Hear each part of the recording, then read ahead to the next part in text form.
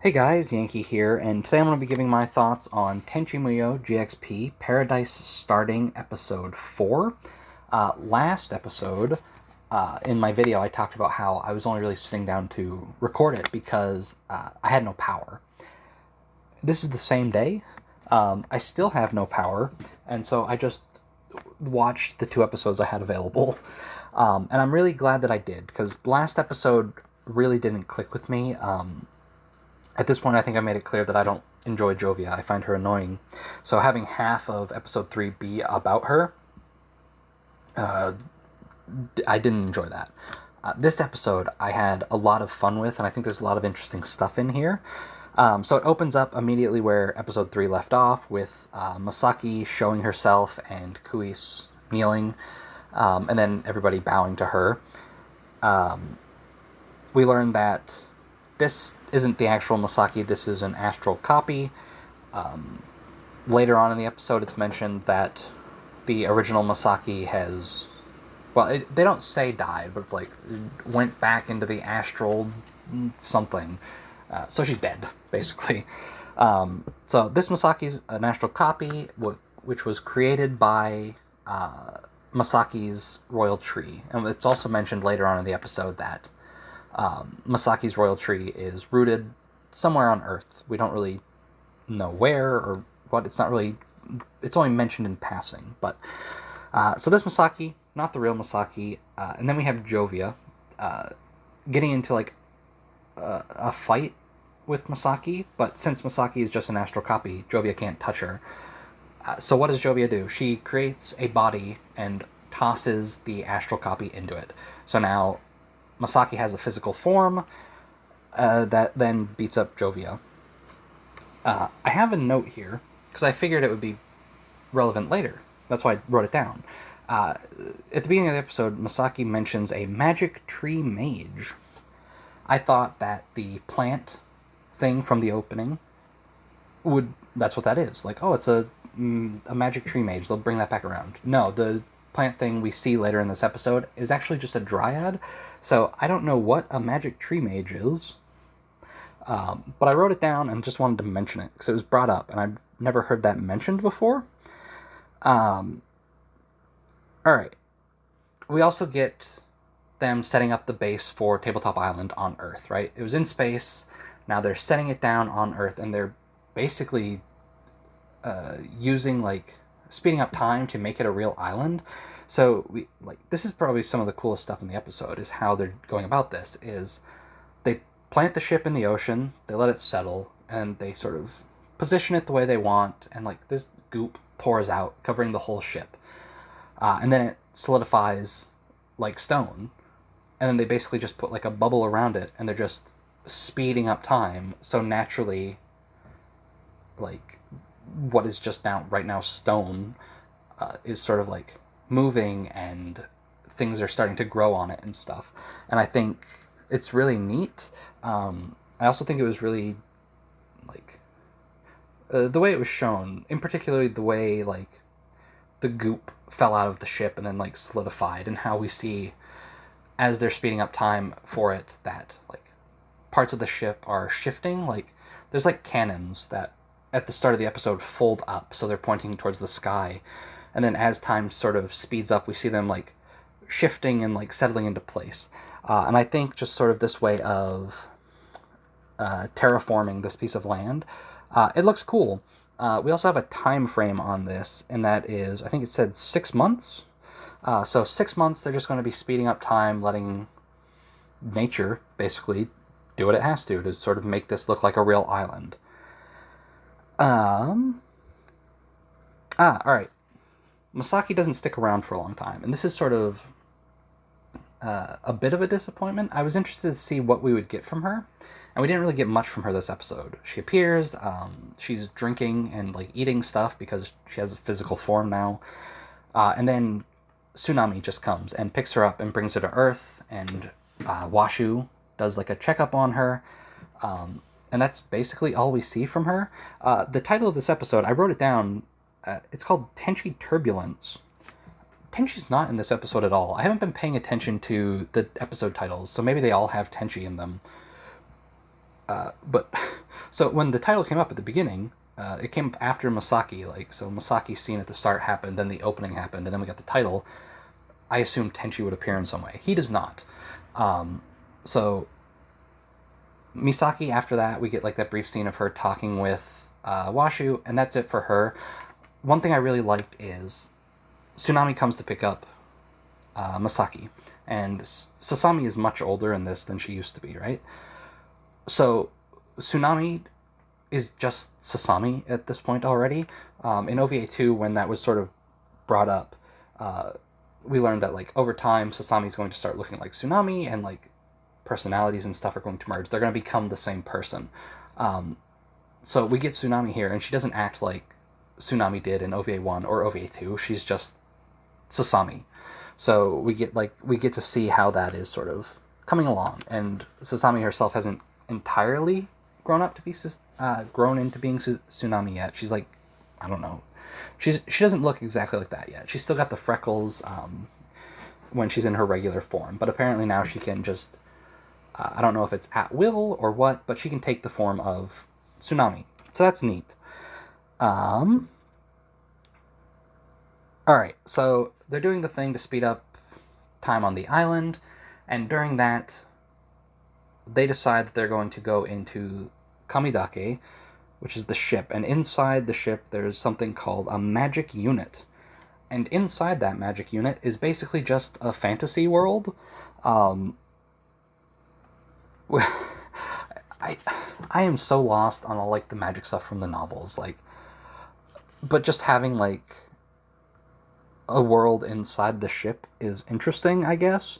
All the other characters, I believe, from the OP that I'm not familiar with, or from like the GXP novels I've never seen, are here inside the magic unit, right? So we get two elves, Saurin and Iron. And my first question when I heard their names is, I'm pretty sure that's the same like naming scheme as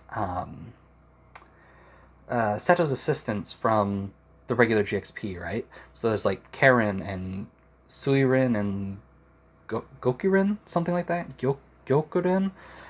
I don't remember their names exactly. So just that naming scheme stood out to me, and I'm wondering if there's some sort of relationship between those groups. I don't know. And then we meet the little dog girl, Acha, and then we meet the Dryad, which, again, I wrote down Magic Tree Mage because I thought it would be important. It was not. And her name is, oh god, Kulu Shushu? I can't read my own handwriting. But we see her. She's just a big tree. There's also like a few little plant people, which I assume are created by her. And yeah, we don't really get much of the fantasy world outside of that. We meet in like a little bar to start, and then we go to like a manor, which is Sena's, because I forget exactly how it was explained, but they're talking about like they're in this fantasy world, and somebody brings up, oh, we're going to the Lord's Manor, and Tsukiko, who in like episode 1 was established to like fantasy stuff, is like, oh, who's the Lord? And it's like, well, it's Sena. This is a world inside his spaceship. He says something like, I'm not actually the Lord, I'm just taking that spot for now or something, but it's inside his spaceship, right? So we get that. We learn that well, Tsukiko is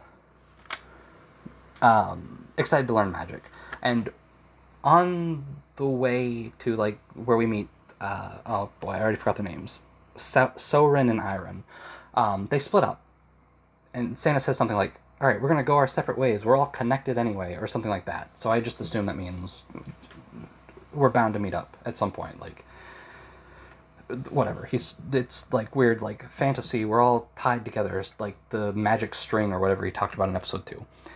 So we get a scene of Tsukiko just sort of walking, traveling, and we get like this moment where just green is popping up, and she says something odd like, oh, I smell green, or something like that. And then at the end of the episode, they're talking about Sena and I think Sauron or Iron, I don't remember which one is which, sorry, are talking about like, hey, we should do this so that way Tsukiko can start making it possible for her to learn magic or whatever. And the elf, which I don't remember which one it was, says, like, I think, like, the organ to produce magic is already forming inside Tsukiko. So that moment when she's walking and she's like, oh, I can smell green, or I forget exactly how it was worded. I assume that is the moment, right? So yeah, like, this episode's weird. We get a lot of sci-fi stuff, we get some weird fantasy stuff. I like this episode a lot. I think I'm interested to see if they do anything with Masaki, because last episode I talked about the couple things I knew from her is that she was on the moon, and that there's an image of her with one of Tenchi's potential future children. And then in this episode, when they brought up she was an astral projection, I vaguely remember that. And so I'm wondering if this is one of those things where time has passed and Kajishima has just changed his mind on what he's going to do with that, and if that son just doesn't exist.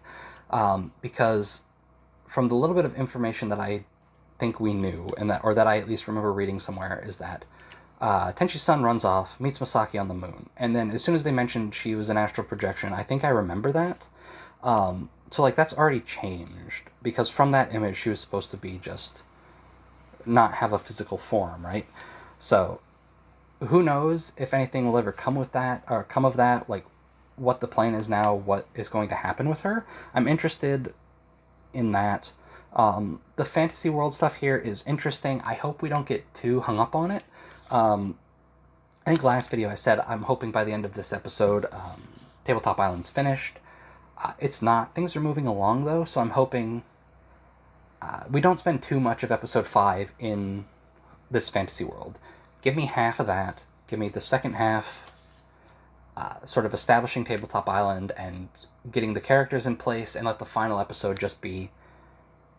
We can't even do that, can we? I don't know what they want to retread, because there's been a lot of stuff that gets retreaded in these OVAs. I don't know if they want to do that, because we see the main character of Paradise War in the opening, but also the start of those novels is going to be how everybody gets there. I don't know if they're just going to do like an animated version of the start of those novels, now that I'm talking about it out loud. So I don't know how much of those characters we'll actually see, now that I'm saying that. They have to show up at some point, because they're in the opening, but who knows. Anyway, that's sort of my hope, though. Half of next episode be fantasy world stuff, second half be getting the island in place, final episode, Paradise War stuff. We'll see how it goes. Anyway, that's going to do it for this video. A pretty strong episode. Like, time really flew by. Like, especially once we got to the fantasy world stuff, and I was kind of lost because I don't follow the novels. But yeah, it was a good episode. I liked it a lot. I'm interested to see what happens next. I'm going to throw this out here right at the end. And I'm sure this might exist somewhere. But as soon as, like, Tsukiko got to this fantasy world, and it's like, elves, just like my fantasy novels and stuff, all I could think about is, like, yeah, I would watch an isekai that's just, like, a mother, like, with an adult child who gets to go to a fantasy world. I guess that's kind of what Do You Love Your Mom and Her Two-Hit Multi-Target Attacks was, but that's different. That's an MMO. That's not, like, pure fantasy world stuff. But anyway, I just wanted to throw that out there. So if you know of an isekai where the protagonist is like a 40-year-old mother, let me know, because I'll check it out. Anyway, good episode. I'm excited for the next one. And this is perfect. My power just came back on. So everything has worked out. Thanks for watching, and I will see you guys next time.